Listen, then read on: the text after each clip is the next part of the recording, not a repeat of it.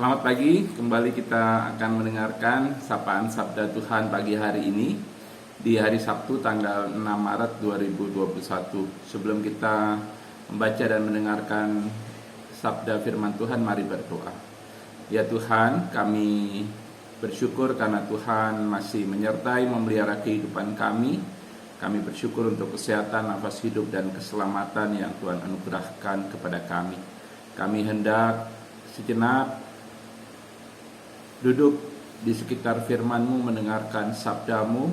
Kami mohon Tuhan membimbing kami dengan kuat kuasa Roh Kudus, sehingga Roh Kudus-Mu menguasai hati, pikiran, dan seluruh hidup kami, sehingga ketika kami membaca Alkitab dan mendengarkan firman-Mu, kami dituntun untuk mengerti, menghayati, memahami, serta memelihara firman-Mu, dan mampu mewujud nyatakan firman Tuhan lewat sikap perilaku hidup kami sehari-hari. Inilah kami anak-anak-Mu Tuhan, bersabdalah kepada kami telah sedia untuk mendengarkan firman-Mu. Amin. Bacaan Alkitab kita hari ini terambil dari 1 Tesalonika pasal 3 ayat 10 dan 11. Siang malam kami berdoa sungguh-sungguh supaya kita bertemu muka dengan muka dan menambahkan apa yang masih kurang pada iman-Mu. Kiranya Dia Allah dan Bapa kita dan Yesus Tuhan kita membukakan kami jalan kepadamu. Yang berbahagia adalah mereka yang mendengarkan sabda firman Tuhan dan mampu melakukannya dalam kehidupan sehari-hari. Terpujilah Tuhan Yesus. Saudara-saudara yang dikasihi oleh Tuhan, sebagaimana sudah disampaikan dalam sapaan sabda Tuhan pagi hari di hari-hari yang lalu, hubungan antara Paulus dan jemaat Tesalonika digambarkan seperti hubungan antara orang tua dan anak, dan juga diungkapkan bahwa hubungan antara Paulus dan jemaat di Tesalonika bisa juga digambarkan seperti hubungan antara seorang ibu dan anak. Dan bahkan juga bisa digambarkan hubungan antara Paulus dan jemaat di Tesalonika digambarkan seperti hubungan antara bapak dengan anak-anaknya. Dalam hubungan seperti itu, Rasul Paulus mengungkapkan kerinduannya yang besar untuk mengunjungi kembali jemaat di Tesalonika. Memang Rasul Paulus telah sekian lama terpaksa terpisah dari jemaat di Tesalonika. Dalam kerinduannya yang besar, Paulus mengatakan bahwa ia sudah berniat dan selalu berusaha, bahkan lebih dari sekali, untuk datang mengunjungi jemaat di Tesalonika. Tetapi niat baik itu belum bisa diwujudkan oleh Rasul Paulus, karena kalau kita membaca di ayatnya yang ke-17 sampai 20, di situ Paulus mengatakan bahwa iblis selalu mencegah Paulus dan rekan-rekan sepelayanannya untuk berkunjung ke Tesalonika. Tidak terlalu jelas dalam hal apa iblis menghalangi Paulus berkunjung ke jemaat Tesalonika. Sangat mungkin halangan itu berkaitan dengan penghambatan dan perlawanan terhadap usaha pekabaran Injil.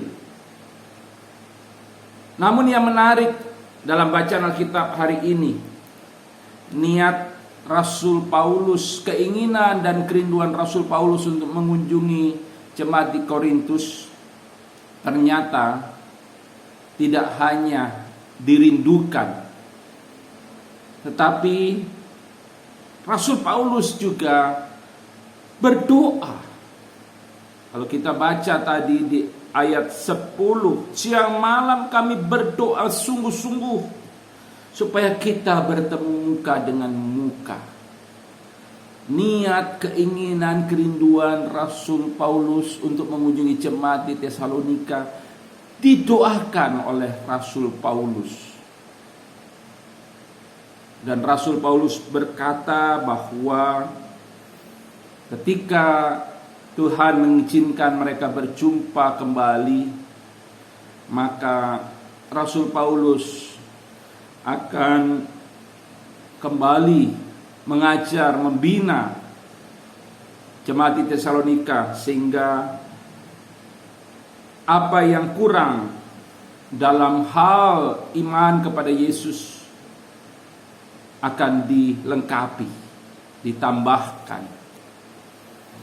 Dan Rasul Paulus juga mengatakan bahwa dengan berdoa ia berharap bahwa Allah Bapa Yesus Kristus Tuhan membukakan jalan agar Rasul Paulus boleh mengunjungi jemaat di Tesalonika. Ibu bapak dan saudara-saudara yang dikasihi Tuhan, dari pembacaan Alkitab hari ini kita menyadari bahwa berdoa bukan hanya menyangkut hal-hal yang sangat genting.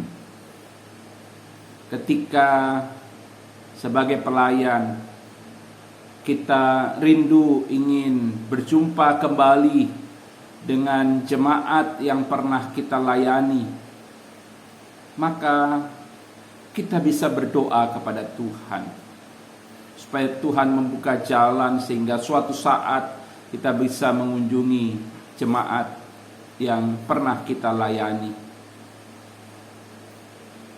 Kita bisa mendoakan hal-hal yang sederhana ketika kita rindu untuk berjumpa dengan anak serani kita mungkin. Kita bisa berdoa untuk hal itu. Ketika mungkin kita rindu untuk berjumpa dengan saudara-saudara seiman kita, di mana kita pernah mungkin bersama-sama bergereja, kita rindu untuk menjumpai mereka, bercerita tentang kuasa Tuhan.